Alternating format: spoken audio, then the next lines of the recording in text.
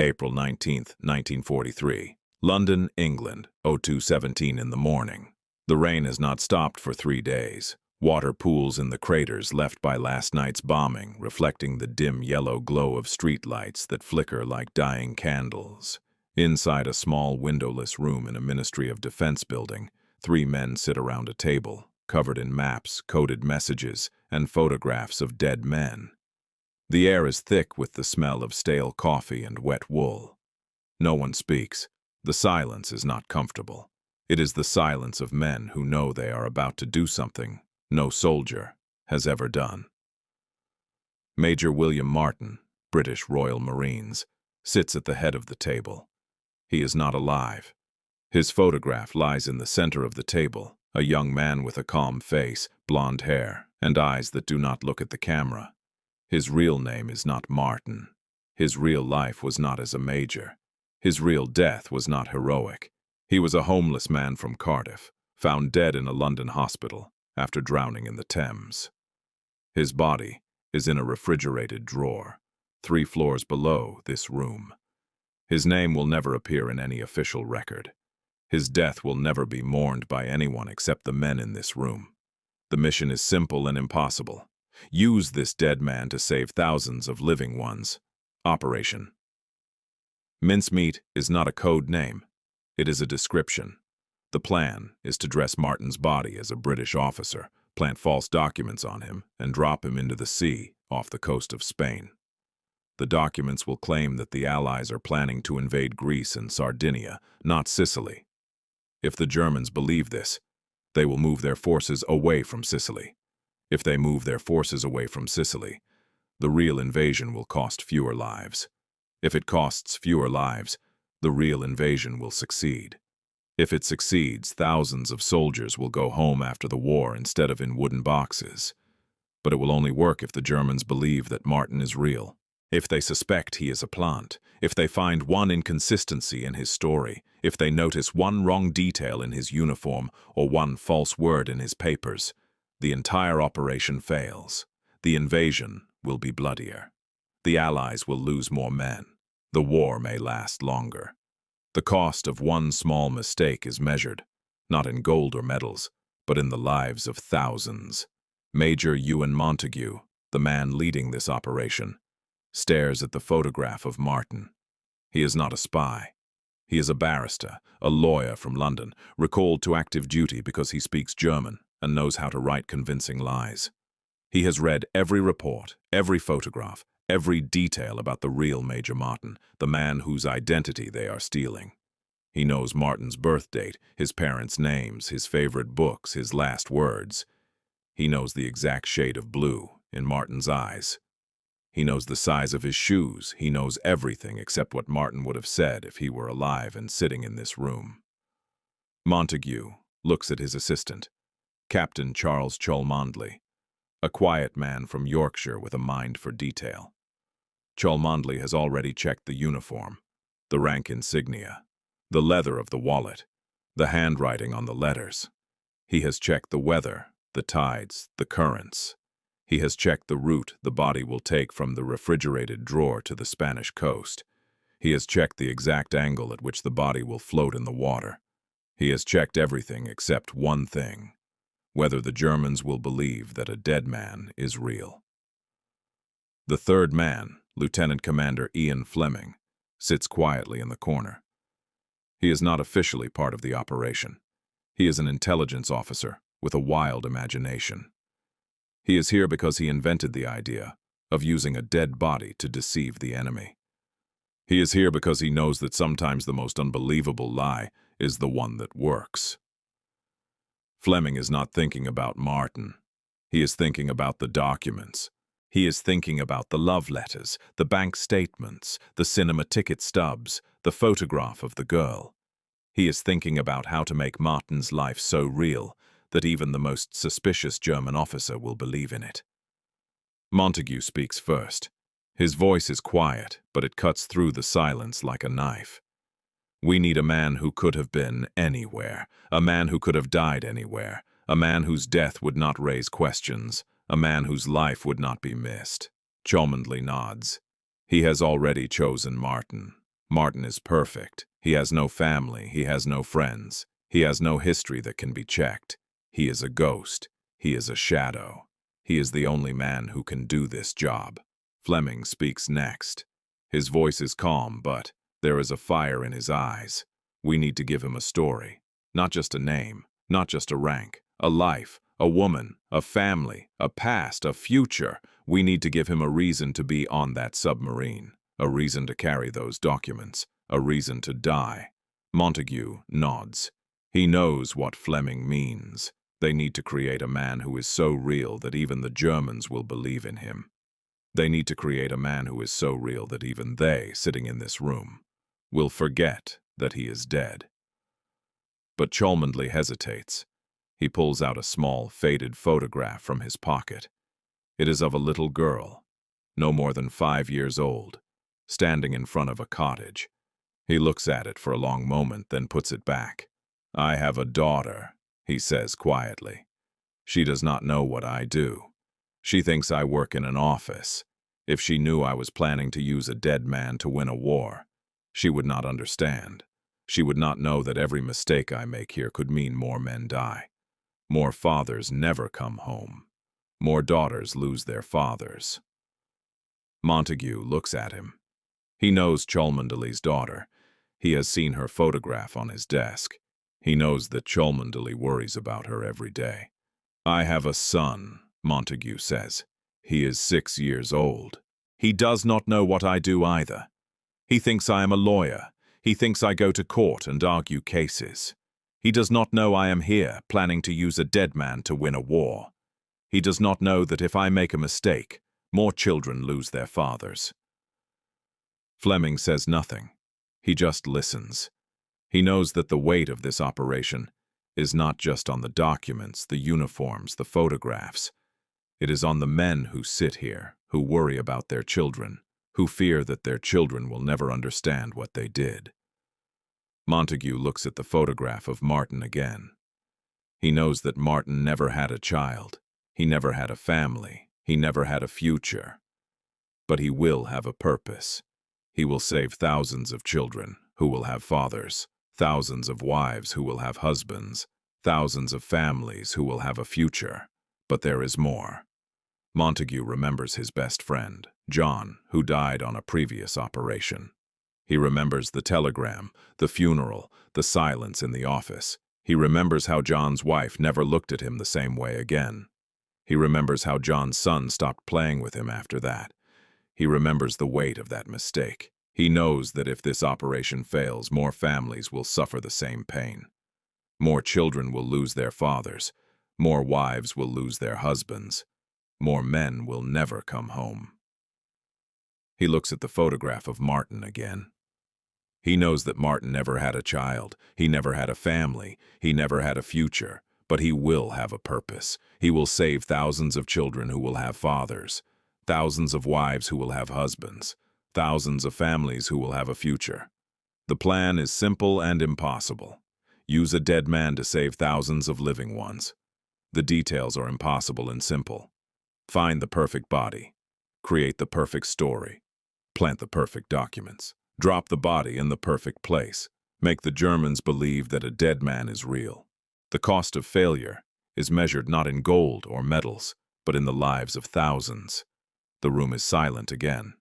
The rain continues to fall. The men do not speak.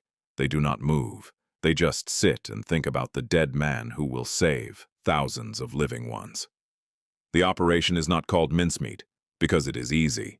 It is called mincemeat because it is about making something real out of something dead.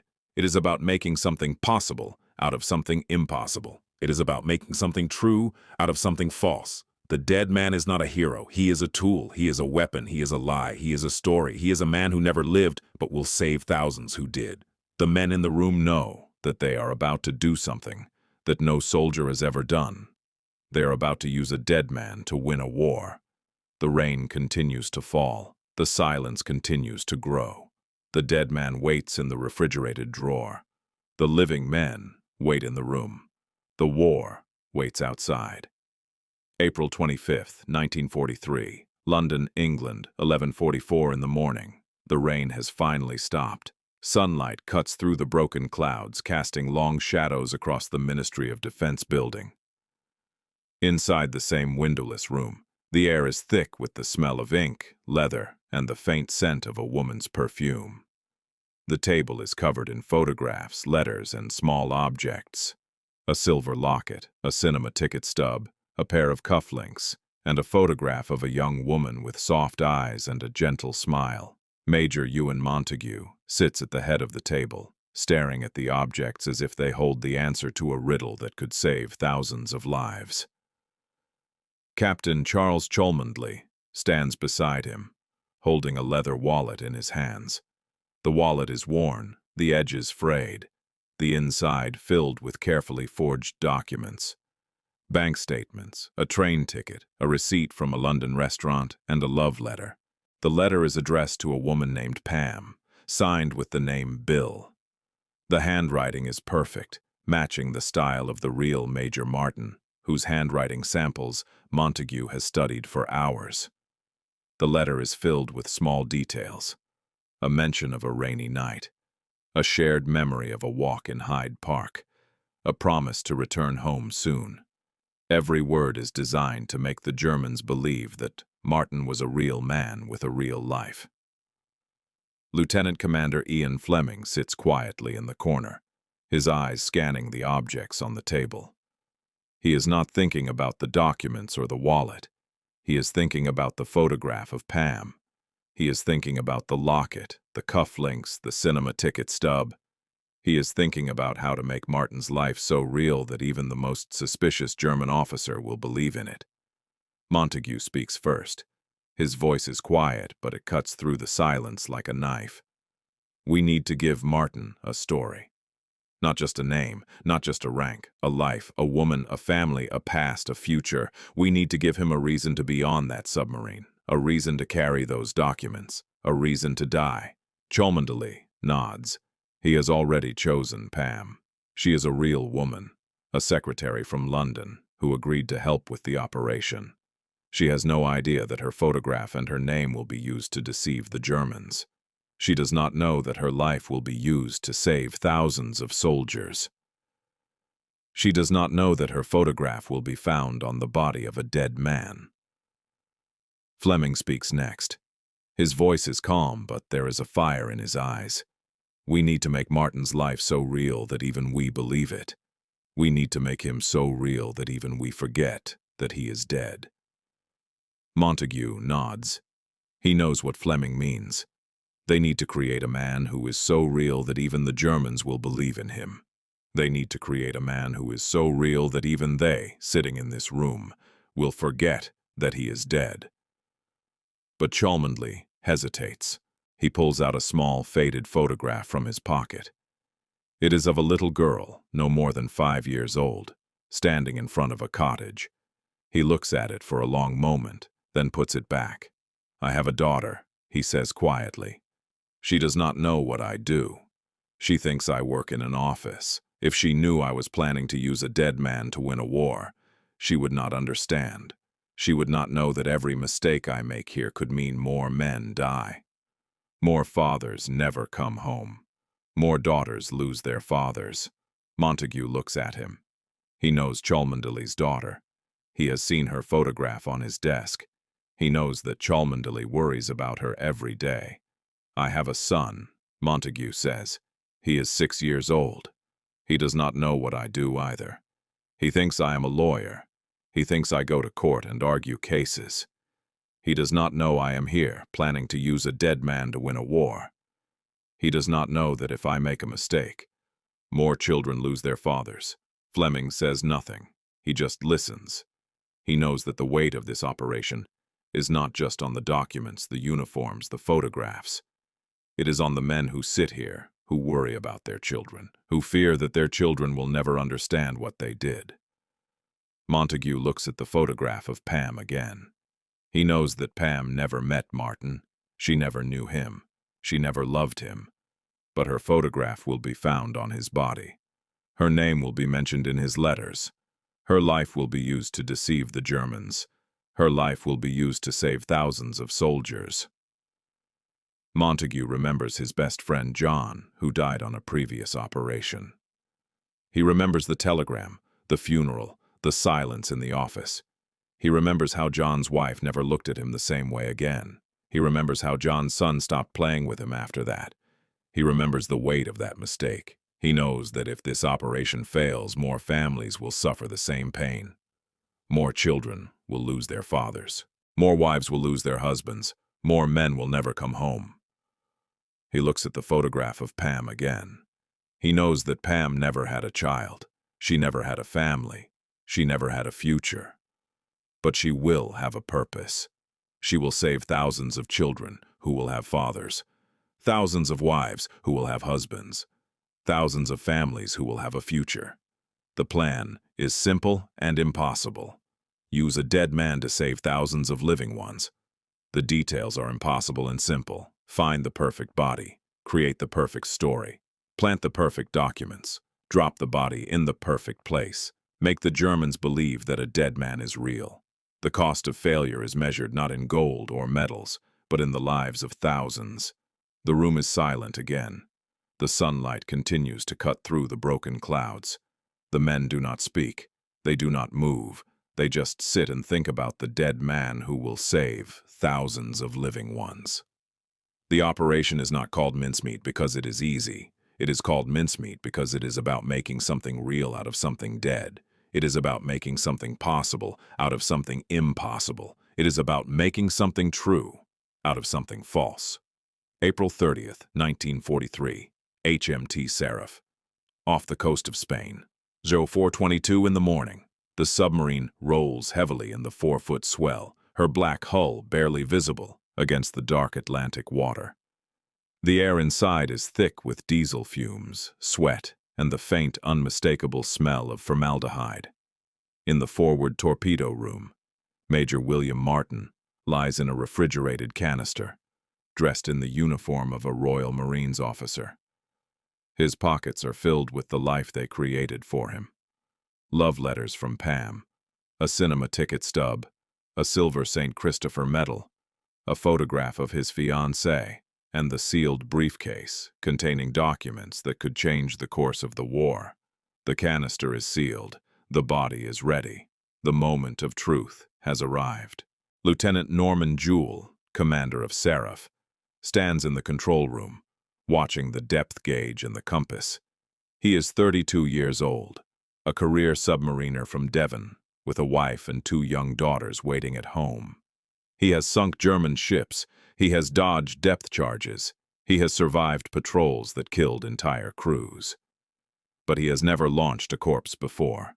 He knows what is at stake. He knows that if the body is not released at exactly the right place, at exactly the right time, if the currents do not carry it to the right beach, if Spanish fishermen find it too early or too late, the entire operation fails. Thousands of soldiers will die on Sicilian beaches because a dead man washed up in the wrong place. Jewell looks at his executive officer, Lieutenant Andrew Garner. Garner is younger, 28, with a boyish face that makes him look even younger. He has a fiancée in Portsmouth. They are planning to marry when he returns from this patrol. Garner knows the plan. He knows the canister contains a body. He knows that body is supposed to fool the Germans. But he does not know the details. No one on the submarine does, except Jewell and the 2 Royal Navy officers who came aboard with the canister. The plan is precise and fragile. Seraph will dive to periscope depth off the coast of Huelva, Spain. They will open the canister, attach a rubber dinghy and life jacket to the body, and push it through the forward escape hatch. The body will float to the surface, carried by the current toward the beach. Spanish fishermen or Coast Guardsmen will find it. They will report it to the authorities. The authorities will contact the Germans. The Germans will examine the documents. The documents will convince them that the Allies are invading Greece and Sardinia, not Sicily. The Germans will move their panzer divisions north. The invasion of Sicily will succeed with minimal casualties. But there are 1,000 ways it can go wrong. The body could sink. The documents could be damaged by seawater. The Spanish could bury it before the Germans see it. The Germans could suspect a plant. The currents could carry it to the wrong beach. The weather could change. A storm could scatter everything. Jewel knows that every minute they spend on the surface increases the risk of detection. He knows that German aircraft patrol this coast. He knows that German U-boats hunt submarines here. He knows that if they are caught, there will be no rescue. Jewel gives the order. The submarine slows to 5 knots, rolls slightly to starboard, and begins the delicate maneuver of positioning the body for release. In the torpedo room, the canister is opened. The smell intensifies. The 2 Royal Navy officers, their faces pale in the red lighting, lift the body carefully, dress it in the life jacket, attach the briefcase with a chain around the wrist. The body is heavy, stiff from rigor mortis and refrigeration. They maneuver it feet first toward the escape hatch. Leading Seaman John McGuinness, 24 years old from Liverpool, helps with the body. He is a torpedo man, not a gravedigger. He has launched live torpedoes that killed German sailors. He has never handled a corpse before. As he touches the cold flesh, he feels a chill that has nothing to do with the temperature. McGuinness has a younger brother in the army, fighting in North Africa. He thinks about his brother finding a body like this washed up on a beach. He thinks about his mother getting a telegram saying her son is missing, presumed drowned. He pushes the thought away. This is war. This is what they do. The escape hatch is opened. Seawater rushes in, cold and black. The body is pushed through feet first, the rubber dinghy attached to its chest. It floats to the surface, bobs once, then begins to drift with the current. The hatch is closed. The submarine dives. The operation is complete. Or so they think. Back in the control room, Jewel watches the depth gauge climb to 100 feet. He exhales. The body is in the water. The current will carry it to the beach. The plan will work. But Garner looks concerned. "Sir," he says quietly, "what if the Spanish do not find it? What if it drifts out to sea? What if the Germans never see the documents?" Jewel does not answer immediately. He knows the risks. He knows that the body has a 50% chance of reaching the right beach. He knows that even if it reaches the beach, there is only a 30% chance the Germans will believe the documents. He knows that the odds of success are barely better than even. But he also knows that if it works, thousands of lives will be saved. "We did our part," Jewel says finally. "The rest is up to the sea and the Germans. But the sea has other plans." 3 hours later, a storm hits, 30-knot winds, 10-foot seas. The submarine rides it out at depth, but Jewel knows the body is in trouble.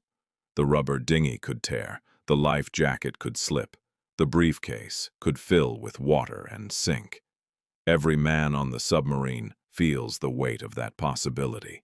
They did not just launch a torpedo.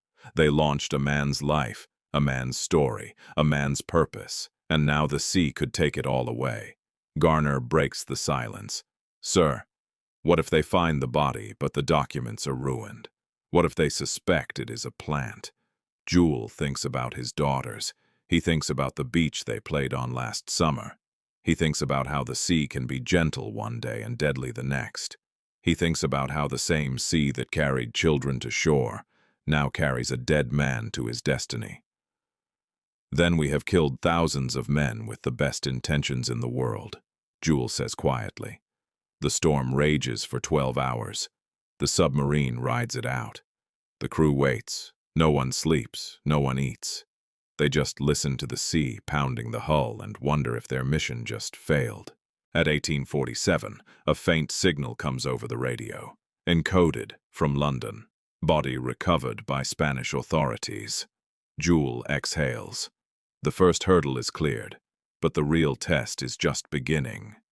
Back in London, Montague receives the same message. He calls Cholmondeley and Fleming into the room. They sit in silence, waiting for more news. The photograph of Pam lies on the table. The love letters lie beside it. The cinema ticket stub lies beside them.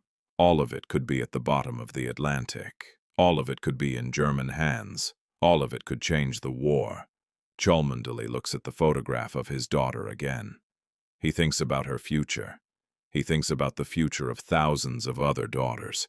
He thinks about the dead man who might save them all. Fleming breaks the silence. "If this works," he says quietly, "Martin will be the most effective soldier of the war. He will save more lives than any general. He will do it without firing a shot. He will do it without ever being alive." Montague nods. He knows Fleming is right. He knows that if this works, Martin will be a hero. He knows that if it fails, Martin will be forgotten.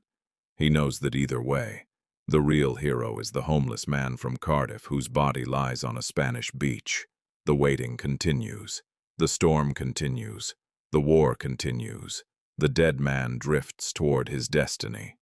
The operation is not over. It has barely begun. The Germans have the body. Now they must believe the story. In a small morgue on the Spanish coast, the future of the Sicily landings lay naked on a metal table. It was April 30th, 1943, Huelva, 9:15 in the morning.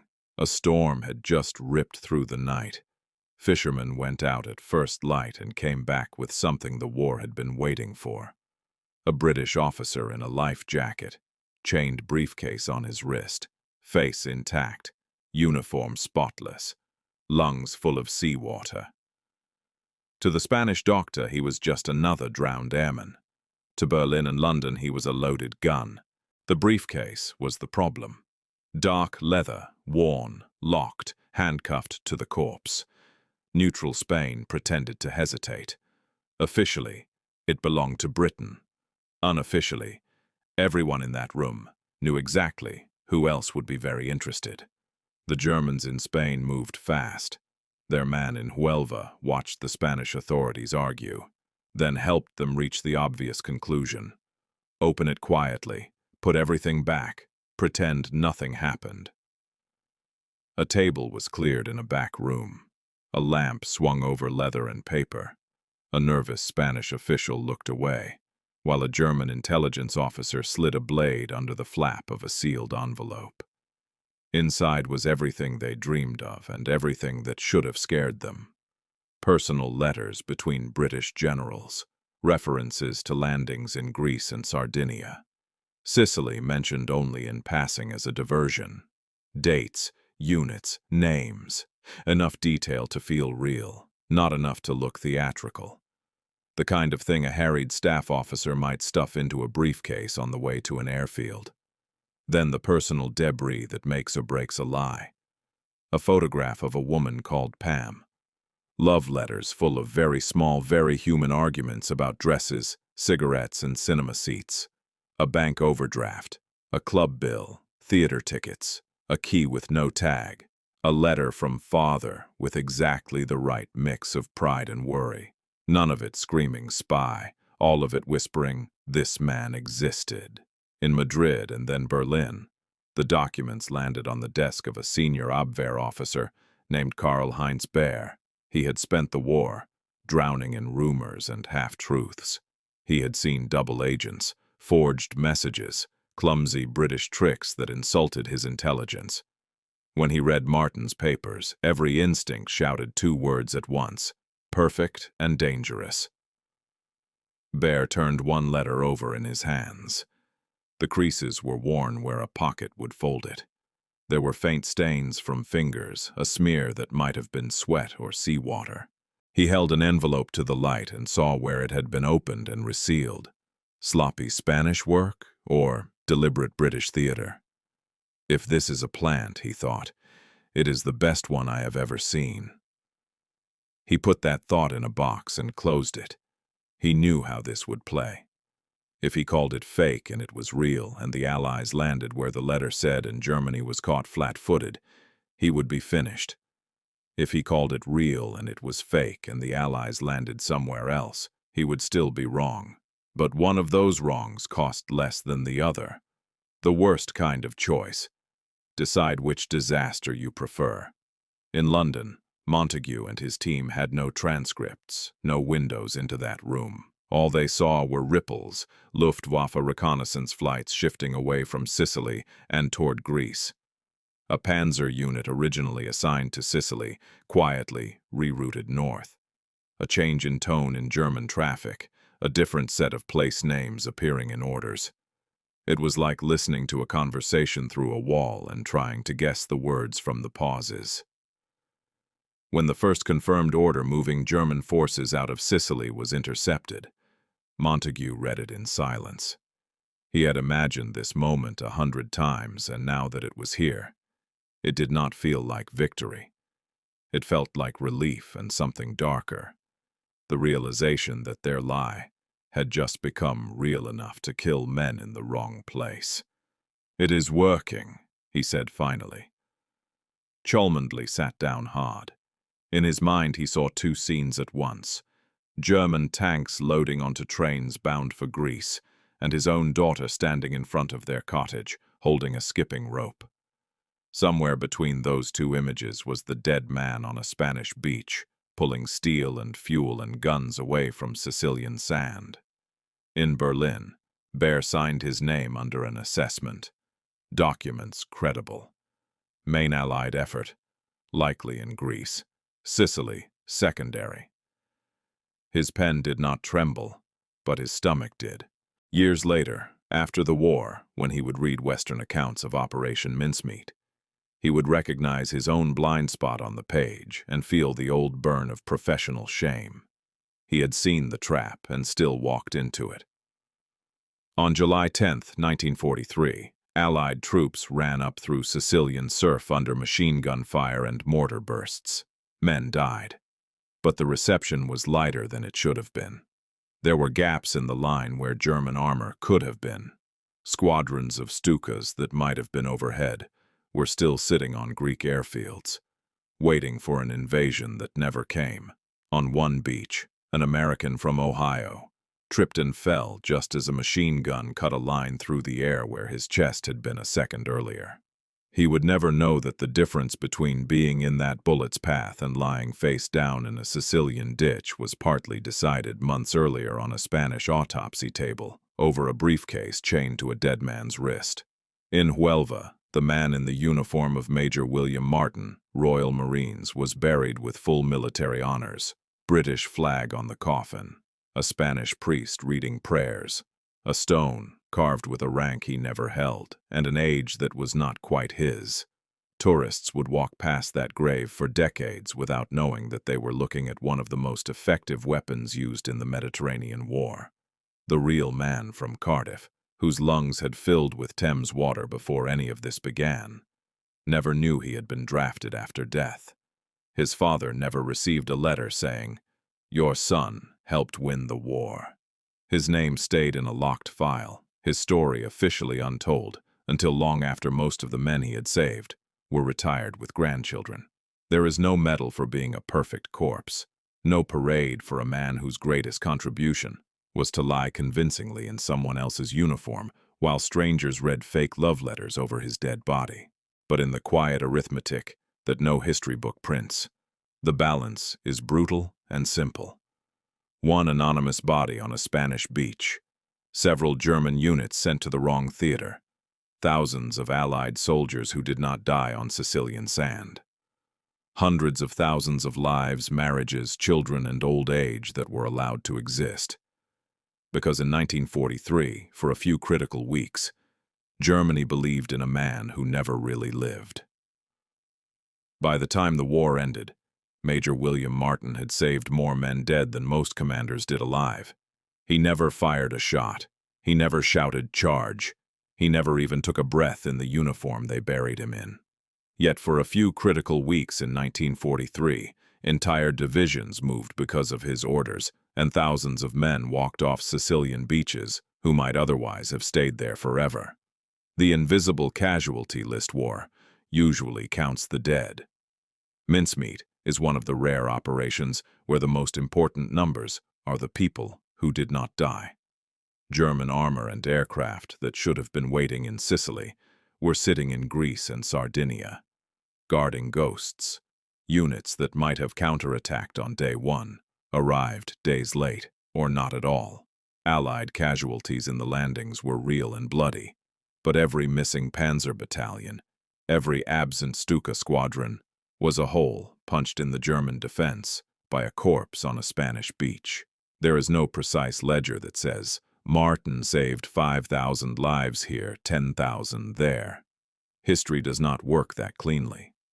But every veteran who made it home because the enemy was thinner on the ground is part of his true casualty list. The ones who never became casualties. The lives that quietly existed. The real measure of his impact is not on a battlefield map. It is in the ordinary, boring miracles that followed. A British sergeant who should have died in Sicilian surf came home, married, and spent 40 years complaining about his back in a factory break room. An American private from Ohio lived long enough to bounce grandchildren on his knee and tell them about that hot day in '43, without ever knowing a dead stranger helped pull German guns away from his beach. Children were born in 1946, 1956, 1966 to men who statistically had no right to survive the landings that original German plans had in mind. Those people never appear in war memorials. They are the negative space of history, the lives that continued because one body washed up in the right place, with the right papers, at the right time. The man who never really lived on paper, the hero, is Major William Martin, Royal Marines. Handsome officer, devoted fiancé, loving father, tragic death at sea. In reality, the Major was a homeless man from Cardiff, whose own life ended quietly in a London hospital. His family was never told that his body had been drafted into a secret war. For decades, his real name was locked away, while the fake one stood carved in stone on a grave in Huelva. There is a brutal irony here. The world mourned and honored a man who never existed, while the man who supplied the body disappeared into a footnote. The invented biography got the glory. The real human being got silence. The true cost and reward of the lie, for Montague, Cholmondeley, Jewell, and the others, the price of one corpse, was not abstract. They had to live with the knowledge that, if the ruse had failed, thousands of extra crosses would have stood on Sicilian soil because of their idea. They had taken a nameless, dead man and turned him into bait, trusting that the moral weight of that choice would be balanced by the lives it saved. In the end, that ledger came out on the side of life. One body, one lie, one meticulously forged love story against entire cemeteries that never had to be dug. That is the final, uncomfortable truth of Operation Mincemeat. A man who had nothing in life was given, after death, the most valuable role the war could offer. He bought time. He bought space. He bought futures. Not with courage in battle, not with a last stand, but by lying still while other men read over his dead chest and believed every word of a story that was never his.